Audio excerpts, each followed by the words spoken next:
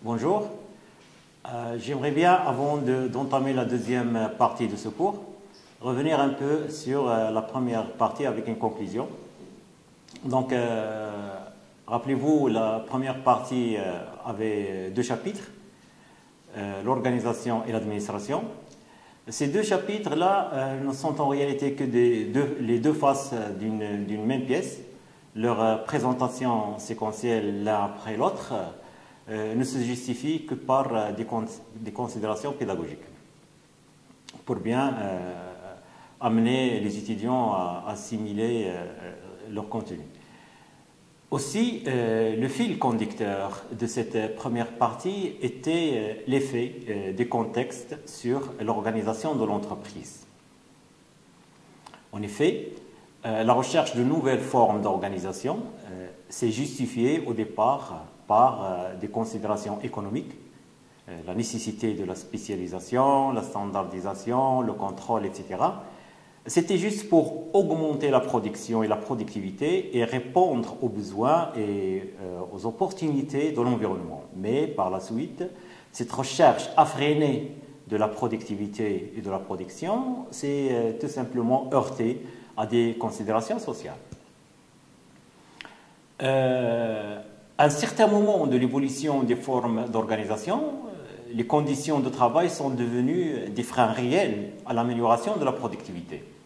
Bien entendu, là aussi, le contexte général a favorisé cette tendance, notamment l'élévation des niveaux culturels de la population, l'élévation générale dans l'échelle des besoins, on a vu ça chez Maslow, après les périodes de guerre et de crise où la majorité cherchait à subvenir à des besoins physiologiques, aussi la pression des organisations, des syndicats, etc., ont poussé les entreprises à adopter de nouvelles formes d'organisation, ou du moins à améliorer celles qui existaient.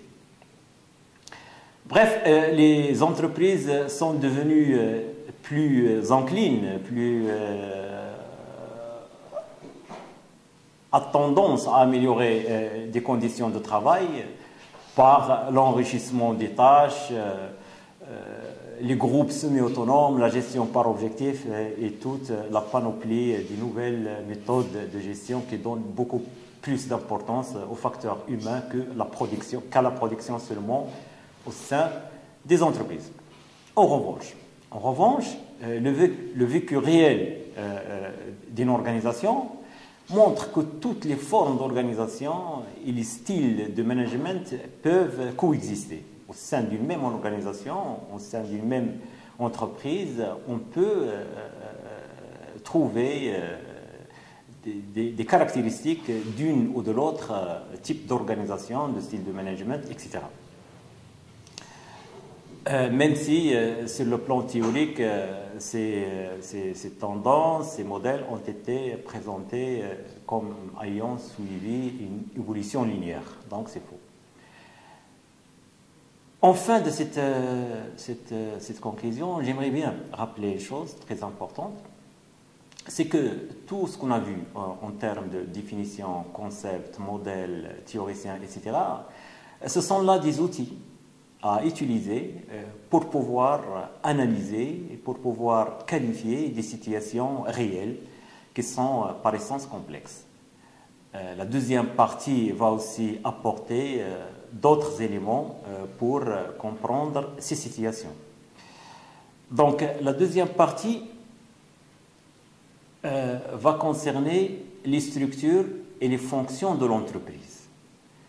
Cette partie, elle aussi, comprend deux chapitres. Un chapitre sur les structures de l'entreprise et un deuxième chapitre sur les principales fonctions de l'entreprise.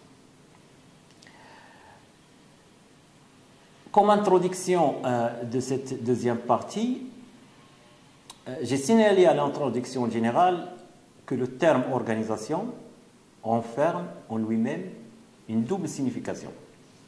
D'une part, c'est une activité qui consiste à diviser le travail, à mettre en place les mécanismes de sa coordination. L'animation, le pilotage sont assurés par la direction. Ben, c'était là l'objet de la première partie, avec ces deux chapitres, l'un sur l'organisation, on a vu là le taylorisme, le fordisme, Fayol, etc. Et le deuxième chapitre a porté sur la direction, notamment le style de direction de Fayol.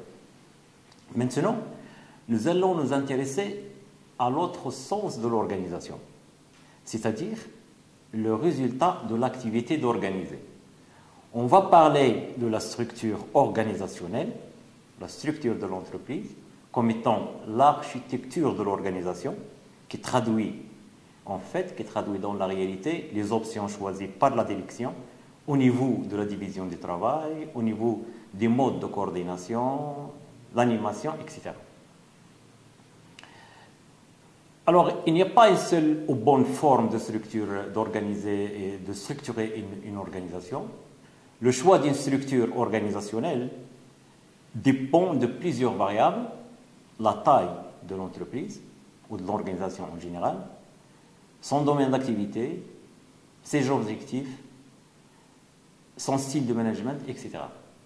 Le premier chapitre de cette deuxième partie sera consacré aux principales structures qui existent et les contextes auxquels ils sont plus ou moins adaptés. Enfin, une structure organisationnelle est avant tout un ensemble de fonctions et de services. Leur nombre, leur nature et leur mission dépendent, elles aussi, de plusieurs variables. Un deuxième chapitre sera consacré justement aux principales fonctions et leurs principales missions.